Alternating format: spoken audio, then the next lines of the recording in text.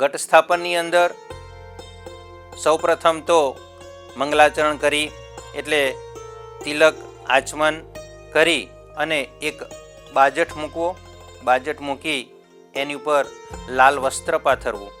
લાલ વસ્ત્રની ઉપર ઘઉં અથવા તો ચોખા મૂકી એની ઉપર કળશ મૂકવો.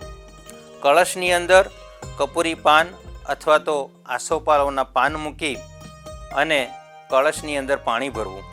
પાણી ભરી એમાં રોકડો કોઈ પણ એક સિક્કો, સોપારી, ફૂલ ચોખા અંદર પધરાવી ઉપર શ્રીફળ મૂકી અને ત્યાં ઘટ સ્થાપન કરવું. ઘટ સ્થાપન કરી સૌપ્રથમ ગણપતિ દાદાની ઉપાસના કરી ગણપતિ મંત્ર બોલી અને ગણપતિ દાદાનું સ્મરણ કરી ત્યારબાદ જે દેવી શક્તિની ઉપાસના કરતા હોય, જેને જે દેવી શક્તિ ઉપર શ્રદ્ધા હોય એ શક્તિનું સ્મરણ કરી અને ત્યાં ઘટ સ્થાપન જે કર્યું છે ત્યાં ફૂલ ચોખા મૂકી અને માતાજીની ઉપાસના કરવી.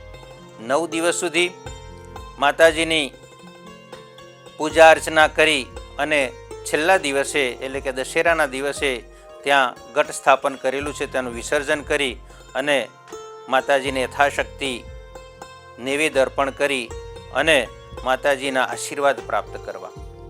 ઘટ સ્થાપન વખતે પણ માતાજીને ધૂપ દીપના દર્શન કરાવવા, ફૂલ ચોખા અર્પણ કરવા, તિલક કરવું અને હરરોજ સવારમાં અને સાંજે ત્યાં માતાજીની ઉપાસના કરી દીવોબત્તી કરી અને આરતી કરવી. આરતી કરી માતાજીને નૈવેદ્ય ધરવું અને માતાજીનું અનુષ્ઠાન કરવું.